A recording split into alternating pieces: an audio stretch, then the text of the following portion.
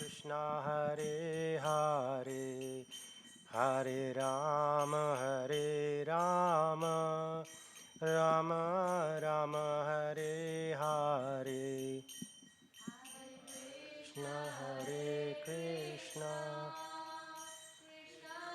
Krishna Hare Hare Hare Rama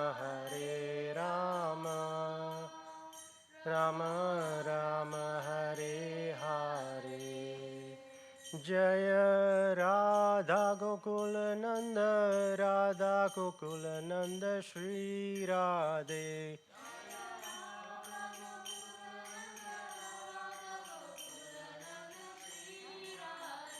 Jaya Sita Ram Lakshman Hanuman Jaya Sita Ram Lakshman Hanuman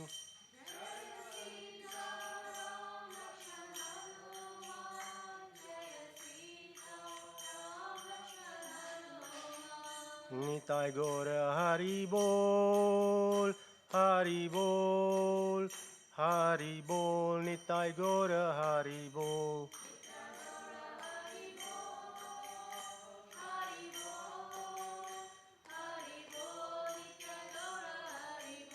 Jaya Jaya Prabhupada Prabhupada Prabhupada Jaya Jaya Prabhupada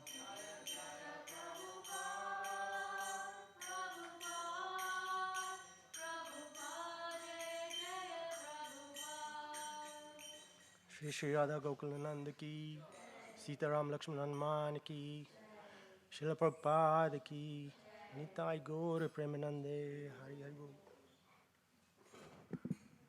Thank you very much, everybody. Okay, if you could repeat after me. Om Namo Bhagavate Vasudevaya.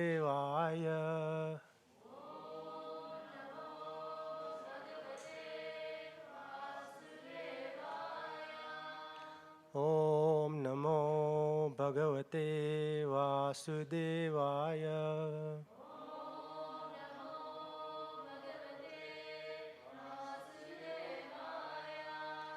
Om Namo Bhagavate Vasudevaya.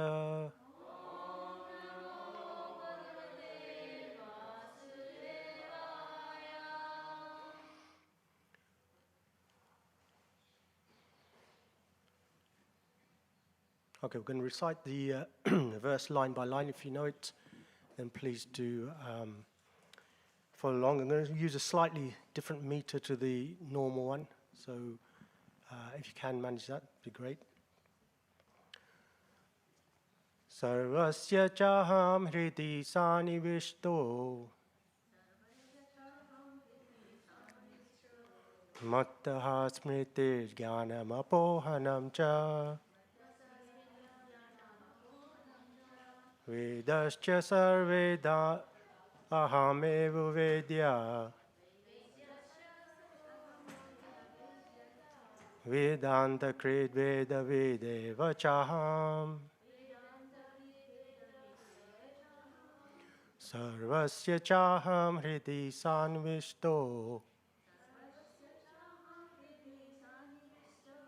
mattaha smritir jnanam apohanam cha vedascha sarve aham eva vedyo vedanta krit veda vedeva chaham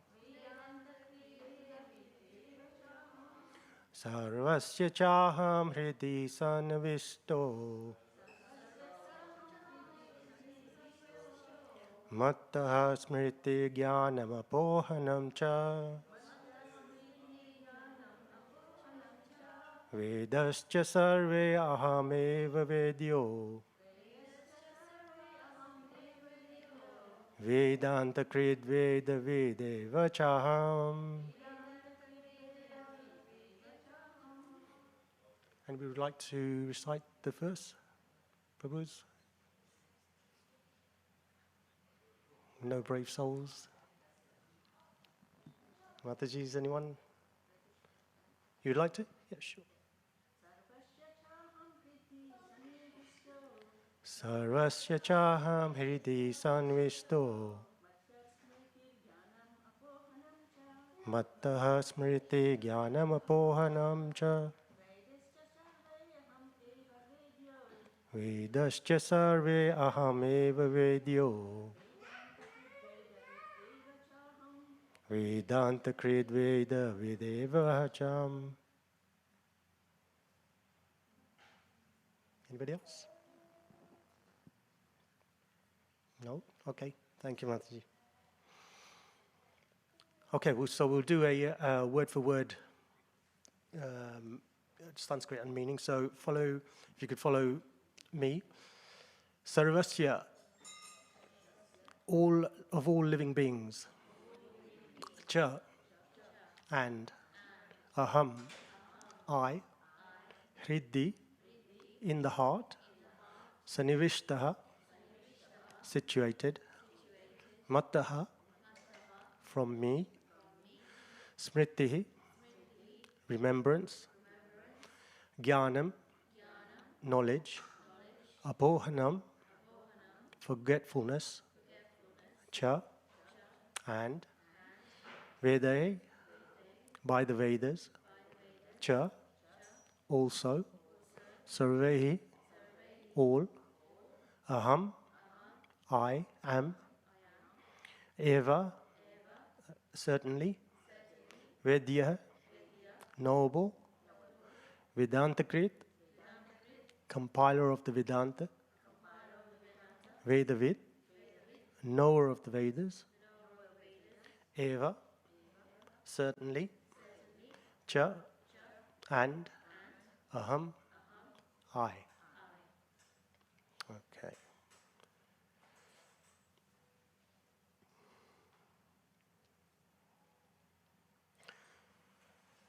And the translation. I'm seated in everyone's heart, and from me comes remembrance, knowledge, and forgetfulness. By all the Vedas, I am to be known. Indeed, I am the compiler of the Vedanta, and I am the knower of the Vedas. So we'll read that again, if you could just follow me as I break it down. I am seated in everyone's heart, and from me comes remembrance, knowledge, and forgetfulness. By all the Vedas, I am to be known. Indeed, I am the compiler of Vedanta, and I am the knower of the Vedas. Translation purport by His Divine Grace, A.C. Bhaktivedanta Swami Prabhupada, Srila Prabhupada Ki. Okay, and the purport.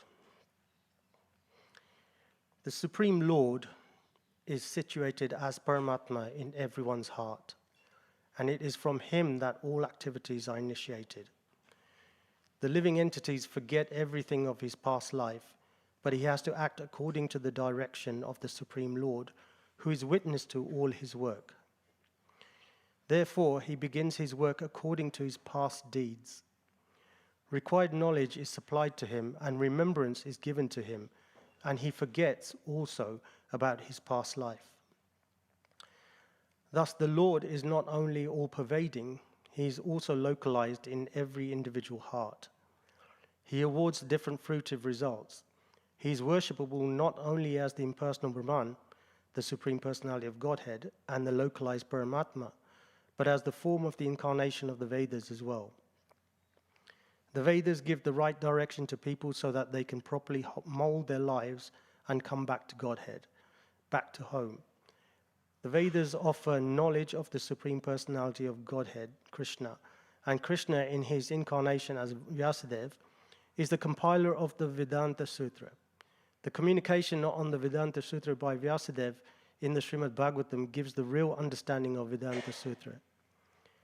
The Supreme Lord is so full that for the deliverance of the conditioned soul, he is the supplier and digester of foodstuff, the witness of his activity and the giver of knowledge in the form of Vedas, and as the Supreme Personality of Godhead, Sri Krishna, the teacher of the Bhagavad Gita. He is worshipable by the conditioned soul, Thus God is all good, God is all merciful. Antaha pravishtaha shasta jananam. The living entity forgets as soon as he quits his present body, but he begins his work again initiated by the Supreme Lord. Although he forgets, the Lord gives him the intelligence to renew his work where he ended his last life.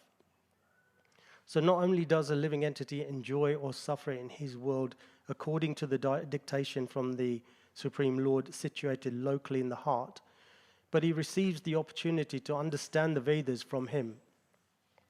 If one is serious about understanding the Vedic knowledge, then Krishna gives the required intelligence. Why does he present the Vedic knowledge for understanding? Because a living entity individually needs to understand Krishna. Vedic literature confirms this. Yoso sarve verde gyate. In all Vedic literature, beginning from the four Vedas, Vedanta Sutra, and the Upanishads and Puranas, the glories of the Supreme Lord are celebrated. By performance of Vedic rituals, discussion of the Vedic philosophy, and worship of the Lord in devotional service, he is attained. Therefore, the purpose of the Vedas is to understand Krishna. The Vedas give us direction by which to understand Krishna and the process of realizing him.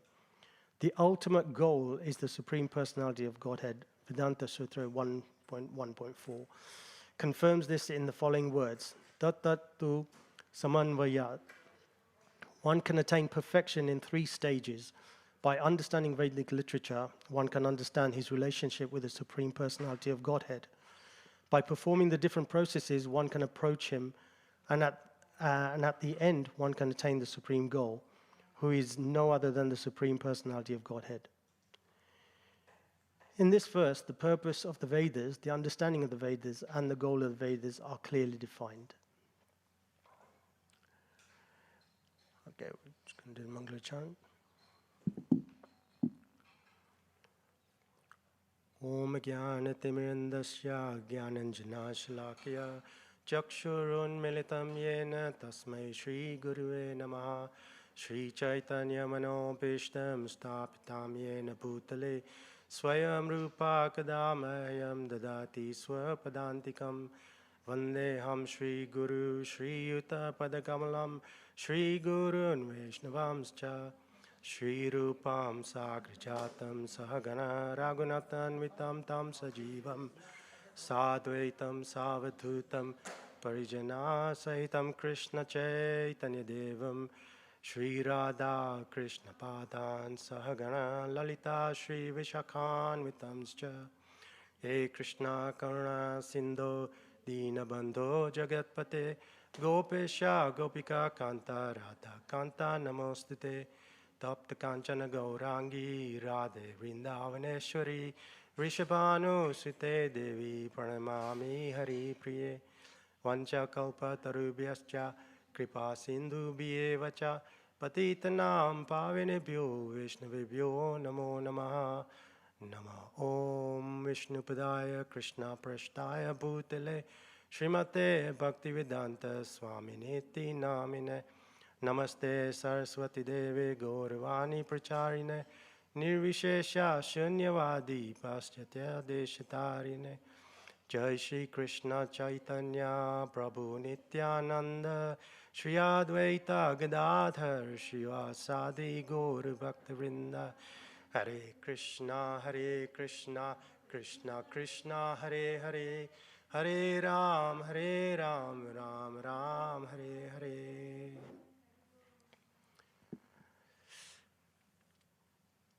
Thank you.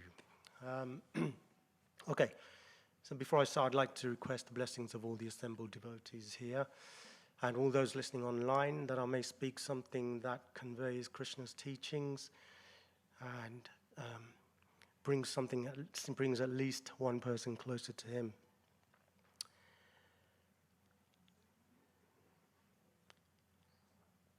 Okay, so I'm just going to break this verse down.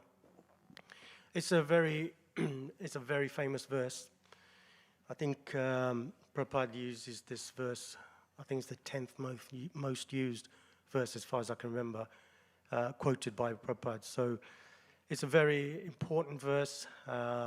Everyone knows it, and there's so much information in there. So we'll try and get through it as much as we can in the time that we've got left. Krishna is explaining in this verse to us that he lives as Paramatma, the super soul, in the heart of every living being. Krishna makes three very important points here. Firstly, he says that I live in the hearts of every living entity. Secondly, he says I give remembrance, knowledge, and forgetfulness. And thirdly, he says I am the compiler and the knower of the Vedas. By the Vedas, I am to be known. So firstly, Krishna says, Sarvasya chaham hridi sannivishto. Sarvasya, all living beings. Hridi is heart. And sannivishta, situated. Now, some atheists and non-believers, they might say, well, how on earth is that possible? How can he live in the hearts of every living being? That's just rubbish. But of course, we know that Krishna is omnipotent, and we know that this is possible. He can do pretty much anything he wants. He can show himself in any way he wants. Shivarama Swami, I was listening to a lecture by him, and he says, he lives in our heart, sort of this area here, somewhere here, he said. He was pointing to approximately the area of the heart. And this verse is Shruti. Shruti is that which is spoken directly by Krishna. It's direct teachings from Krishna himself. And it's not something, and it's passed down orally and passed down exactly as Krishna has said. So Shruti is not something that can be changed or extrapolated. It's literally what Krishna has said. And since we know that Krishna is perfect and he makes absolutely no mistakes, then we can be pretty confident that this verse is correct. And that we can believe that Krishna lives in the heart of every living being. Excuse me. Sorry, I do have a bit of a cough, so I do apologize. So he lives in the heart of every living entity, and he helps and guides us in some way. And this is backed up in the 18th chapter, in the 61st text. He says, Ishvara sarva bhutanam hridadeshe arjun tishtati brahmayan sarva bhutani. The Supreme Lord is situated in everyone's heart, O Arjun, and is directing the wanderings of all living entities.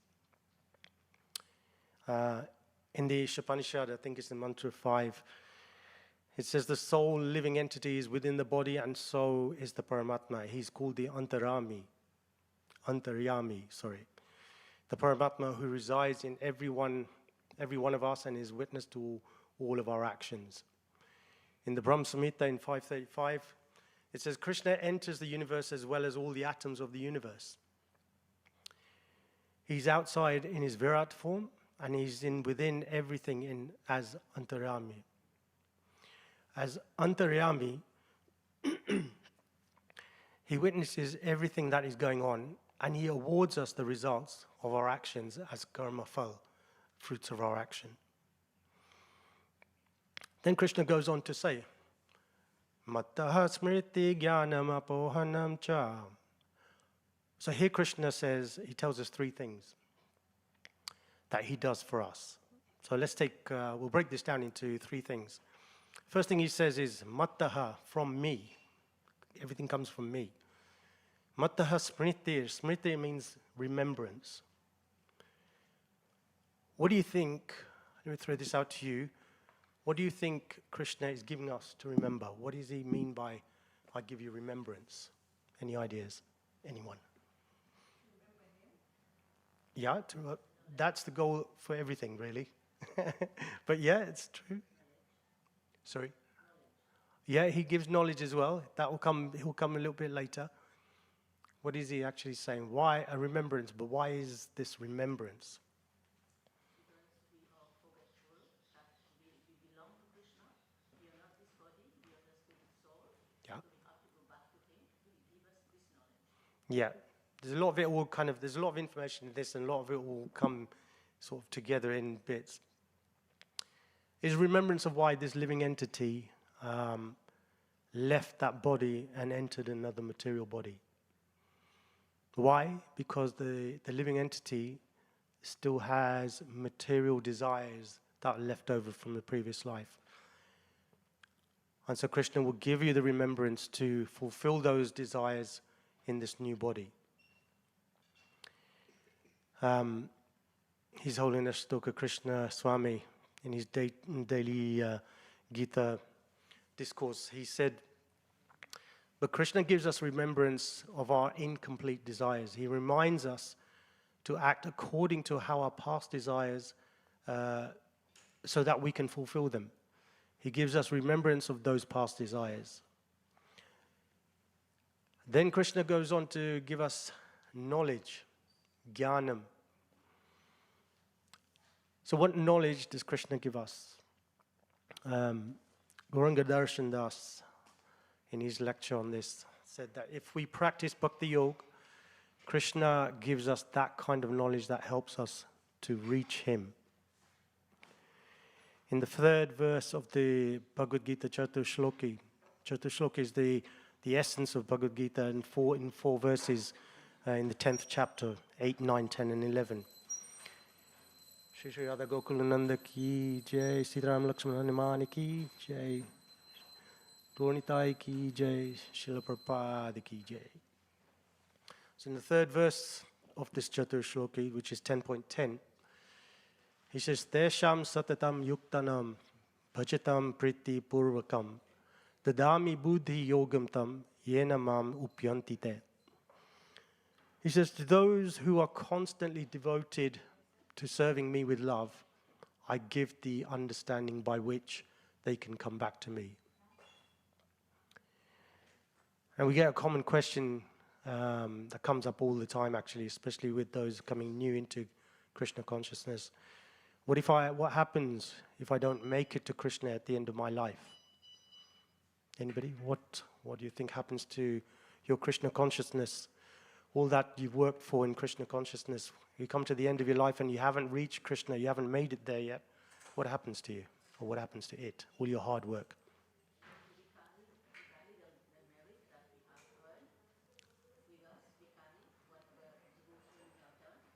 Yes, that's exactly right, Mataji. The thing is that this is spiritual.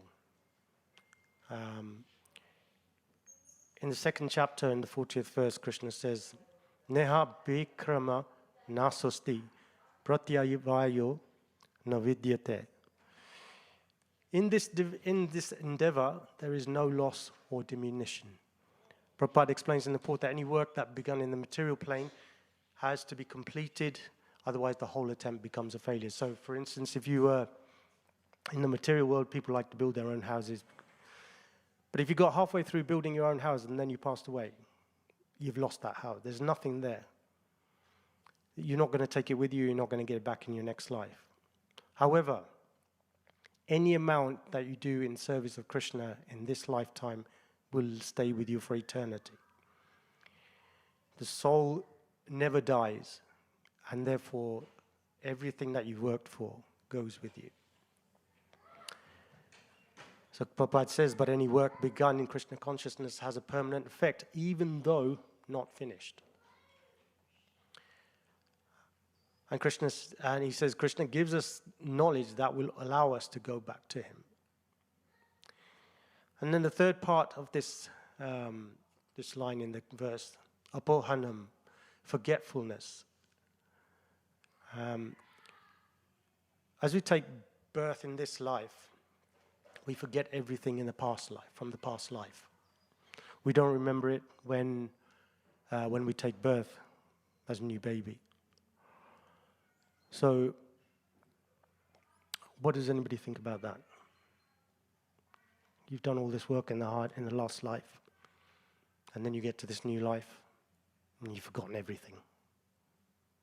Is that fair? Is Krishna being fair to us? But we know he's perfect, so he's got to be right? But the question is why? Why is he keeping us in the dark like this? Any ideas? He's given us an exam, which is a life,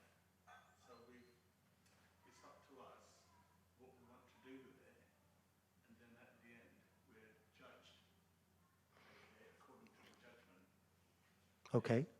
So Mohan Prabhu says that this is a test.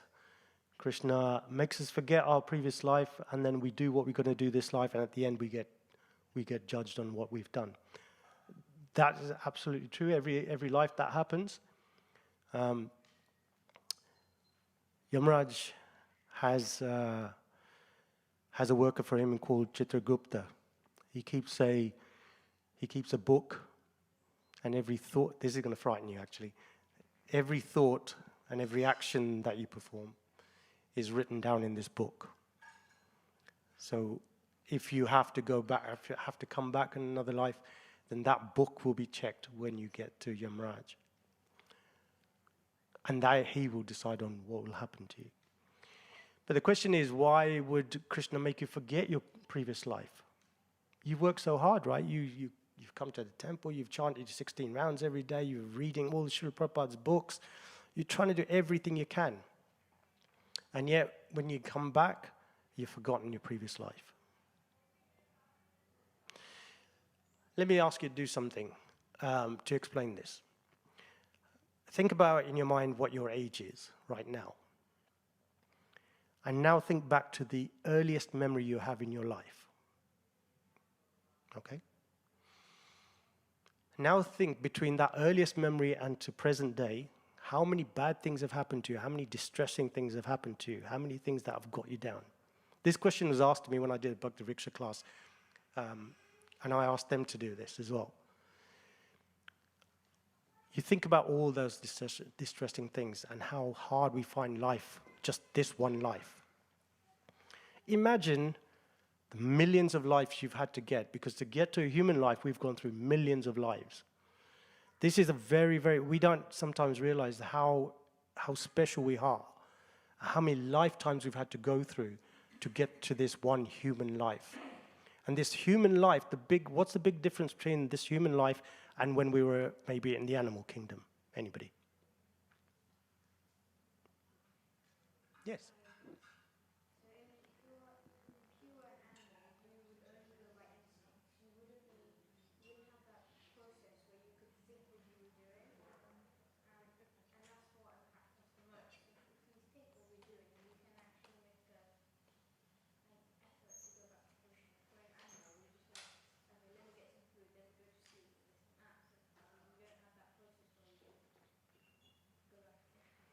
Excellent answer. How old are you?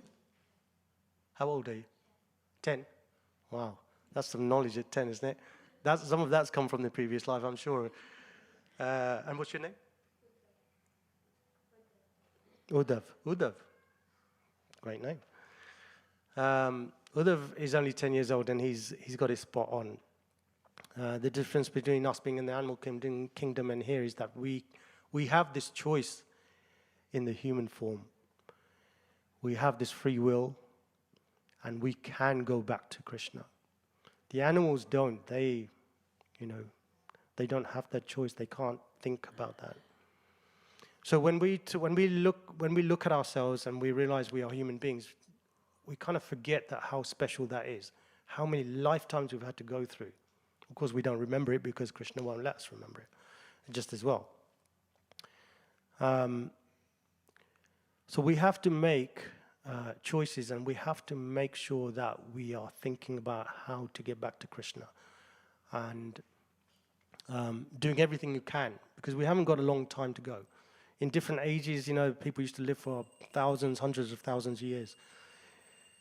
In Kali Yuga, in this age, we'll be lucky if we get to once you get to 80, 85, people are thinking, wow, you're doing really well. Because we don't live that long. If you reach 100, you get a letter from the Queen. I mean, crikey. But in those days, people, living entities, lived for thousands of years, and so they had so much more time to prepare. So that's forgetfulness. In the Srimad Bhagavatam, in the 4th canto, 25th chapter, 26th text, the purport, Prabhupada says, it is that one who is simply conscious of the body is no better than an animal, even though he is in the human form. In the animal kingdom, excuse me a second. I'm sorry. in the animal kingdom, in the animal form, the living entity is completely forgetful of his relationship with God. This is called apohanam, or forgetfulness. So then Krishna goes on to say, Vedascha sarve aham eva vedyo Vedanta krid veda vedeva chaham. Again, Shivarama Swami, in his daily Gita discourse, he was talking about this, and he started asking questions. He said, and I'll ask you and see what you say. What is the purpose of the Bhagavad Gita? Anybody? It's a very simple answer.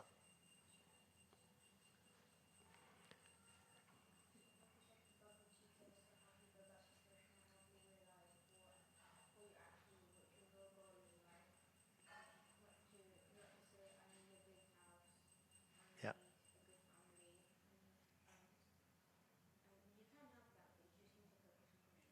Wow. Honestly, these are you should be sitting here, I think. Thank you, Udo. Yes.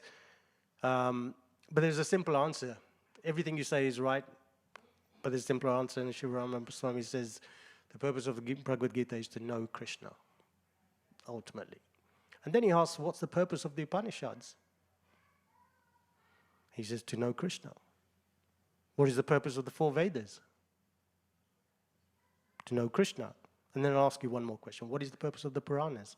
I'm guessing you know the answer to that question now. Everyone should know the answer to that question now.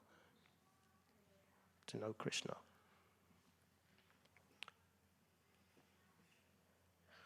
Vedascha cha sarve. Sarva means all. By all the Vedas I am to be known. So, whether directly or indirectly, this is the purpose of the Vedas. When Krishna says, by all the Vedas I am to be known. You should note that Krishna is saying to Arjuna on the battlefield, he's saying, while he's standing on this chariot, he says, I am to be known. I am to be known.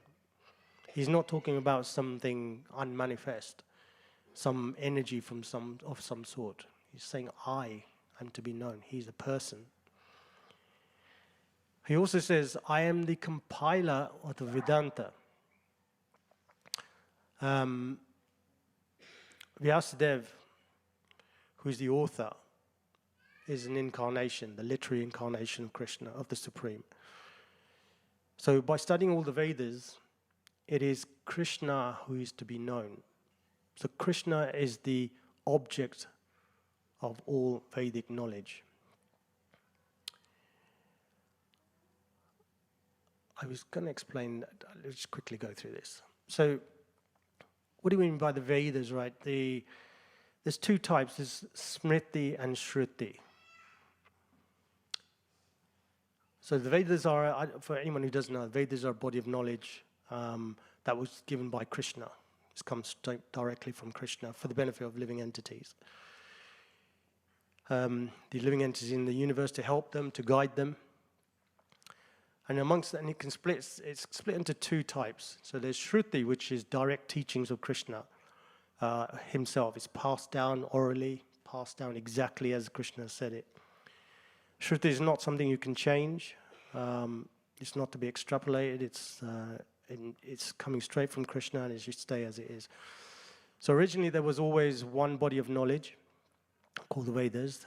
And then at the dawn of Kali Yuga, Vyasadeva realized that it needed to be broken down and recorded for the benefit of mankind. This Shruti that came down is not like we have notepads and phones and Zoom calls and everything else that we can record everything. In those days, when the information was passed down, it was passed down orally and it was taken in one go and understood. So if somebody had a spiritual master and he told them, gave them the information, they took it, understood it in one go. They didn't need to write down.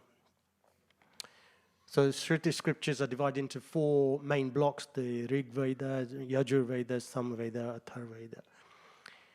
Then they were broken down thematically, and those were called the Upanishads. There's 108 in total. All these are direct sayings, revelations from God himself. So that's Shruti. Smriti is different. It's information that's remembered and recollected. It's not direct revelations from God. So these are scriptures that different acharyas and spiritual commentators have given, like commentaries and supplementary scriptures that help to corroborate and unpack and contextualize the Shruti for the wider audience. Because the Vedas that come straight from Krishna, very, very difficult to understand. We need somebody to, and this is where Vedavyas came in. So within the Smriti, you have different Puranas. There are pastimes of different personalities, like Vishnu Purana, Lord Shiva Purana. And then you have different books on subjects like the Naya, which is like about logic, books on grammar, hermeneutics. And you also have books on itihas. What does itihas mean, anyone? Histories, thank you, Prabhu, yes. Histories. And do you have a couple of examples of itihas? Mahabharata, yes. Ramayana, yeah, exactly. So these are not directly spoken by God himself. They are things that commentators have given us over the ages to help us. Here's an important point, though. For Smriti scriptures to have a validity, it must have its roots in Shruti, because Shruti comes directly from God. So whatever Smriti is saying, it has to be backed up by whatever Shruti has already said. That way you know that it's correct. For example, if we say Chaitanya Mahaprabhu is God, where do we get that from? Where do we get that information from, anybody? Anybody? Anyone heard of the Chaitanya Charitamrita? Yeah. So we say Chaitanya Mahaprabhu is God, but we get that from the CC. And the CC is Smriti.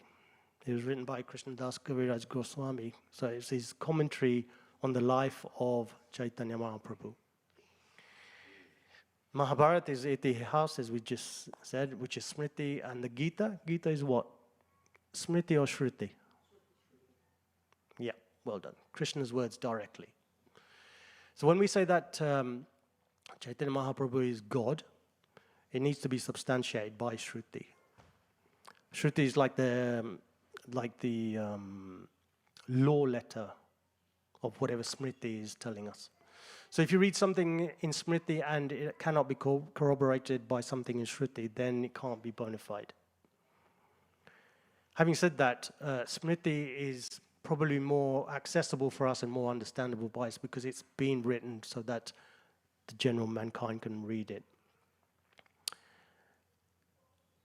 The Upanishads, Shruti, tend to be more like aphorisms, 1 and 2 line sayings, instructive quotes that will help you, but very difficult to decipher. And the Bhagavad Purana, Smriti as well. So for example, Bhagavad Gita shlokas are Shruti, but what really helps us from the Bhagavad Gita to really understand what those verses mean? Anybody? Exactly, Srila Prabhupada's purports. So these purports are Smriti, whereas the shlokas are Shruti. Does that make sense? Okay. So in that way, we need the Smriti to understand what Krishna is saying. So Smriti basically takes whatever the Shruti is telling us, and it makes it understandable for us. Okay, so let's have a look where we're going now.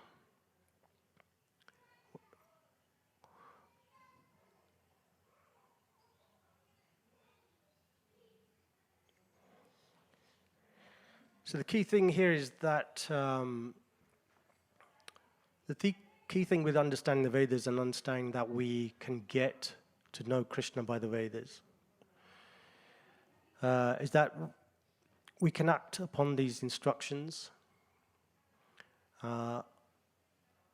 Sometimes we hear things, it goes kind of in one ear out the other. But we do nothing about it. People give us an instruction, you kind of, yeah, whatever, and then just forget about doing it. If we're hearing instructions but not actioning those instructions, then we're not understanding them. In the same way, Krishna has not only compiled these Vedas for us, he's also told us that we can get to know him and therefore get back to him if we understand the instructions he's given us in the Vedas. He's the ultimate goal of the Vedas.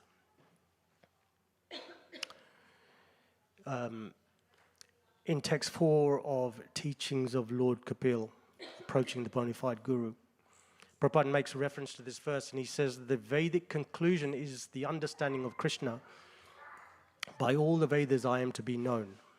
It is not that we have to understand Krishna fully. That's not possible. We don't have the capacity to do this.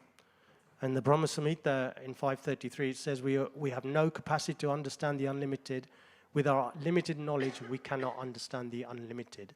Unlimited being the supreme. And he goes on to say, indeed, even Krishna does not understand himself. His attraction is unlimited, and to understand why he's so attractive and why we find him so attractive, he came down as Lord Chaitanya Mahaprabhu and took on the ecstatic emotions of Srimati Radharani. He wanted to know, what is it about me that these devotees love so much? Why are they so much into me? He couldn't understand it because he is himself. So if Krishna cannot comprehend the limit of his own attraction and the bliss, it is certainly not possible for us with our limited knowledge. If we can simply understand Krishna in part, that is our perfection. Therefore, in the fourth chapter, in the ninth text, Krishna says, Janma karma chame divyam evam yo veti tattvaha. Basically, Krishna is saying, if you really want to get to know me, then understand Janma karma, my birth and my activities, chame divyam, are transcendental. And then he goes on in text 10 to explain to you how you go about doing that. If we misunderstand Krishna and take him to be a human, being like us, we become what Prabhupada calls muddas, fools. Prabhupada said Krishna's body is not composed of material elements like ours, and if we think this way, we are mistaken. The material nature belongs to Krishna, and he's the controller. We are under the control of material nature, and that is the difference.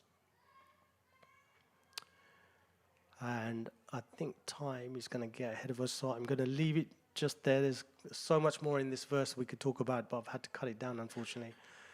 So I'll open it up before the arati starts. Anybody has any questions, or in fact, you can ask Uddhav. Actually, he'll be able to answer everything. Any questions or realizations? Any comments? Any corrections, even?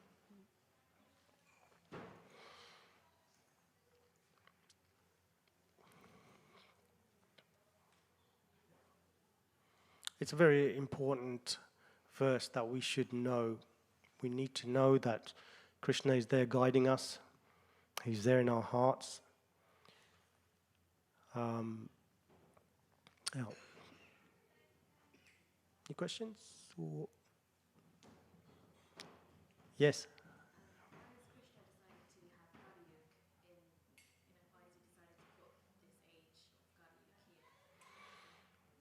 The question is, why has Krishna decided to put Kali Yuga here?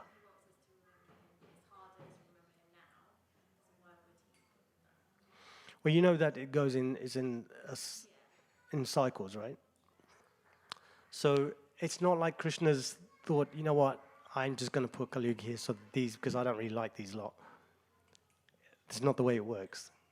Don't forget that if you read through the Bhagavad Gita and Bhagavatam and Bhagavatam and any other scriptures that talks about Krishna, he's not going to change the rules just because. If the cycle goes through the 4 yugas, it's going to continue going.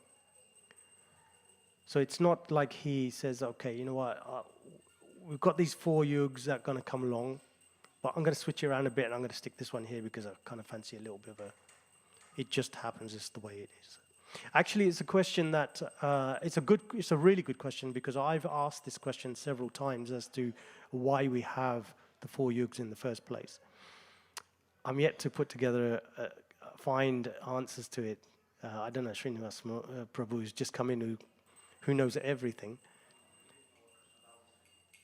The question is why we have 4 yugas. Why we have?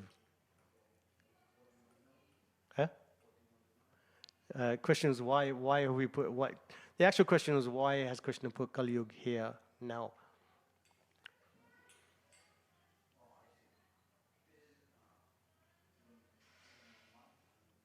Yeah, we've got 5 minutes. Yeah.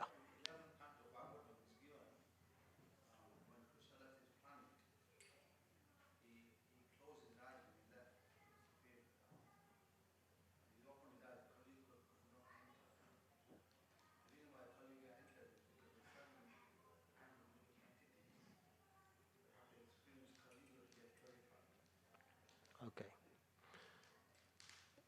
Did you hear that? Yes. Kalyuga also is not bad because we have Chaitanya Mahaprabhu who came and gave Yeah. us this Mahamantra Yeah. and Sankirtan movement. Yeah. Because in the previous ages, people had to do developing tapasya, yajna, and Yeah. but in this Kalyuga, we are not pure, we cannot do that. So we just chant the Mahamantra and Yeah, you're right. In Kali Yuga is not, Parikshit Maharaj was compared to a bee in the Bhagavatam. And the reason he was compared to a bee is because when a bee goes to a flower, it doesn't look at all the other parts of the flower. He goes in straight for the nectar. Parikshit Maharaj, when Kali Yuga was trying to get in, and when it did start taking place, Parikshit Maharaj looked at the whole of Kali Yuga, but what he really saw was there is something beautiful here. And what is that beautiful thing? That just by simply chanting the holy names of Supreme, you can get back to Godhead. So yeah, you're absolutely right. Kali Yuga is, we talk about Kali Yuga as in it's the worst thing ever. However, to get back to Godhead, we have to do something far less than the other living entities had to do in previous yuga. Thank you for the answer. I hope you got something from that. Thank you, Prabhu. Anything else from anyone? Any reflections or? No? Okay, thank you very much for sitting patiently and listening to me. I'm sorry we couldn't go through the whole thing, constraints of time, but thank you very much. Hare Krishna to everybody.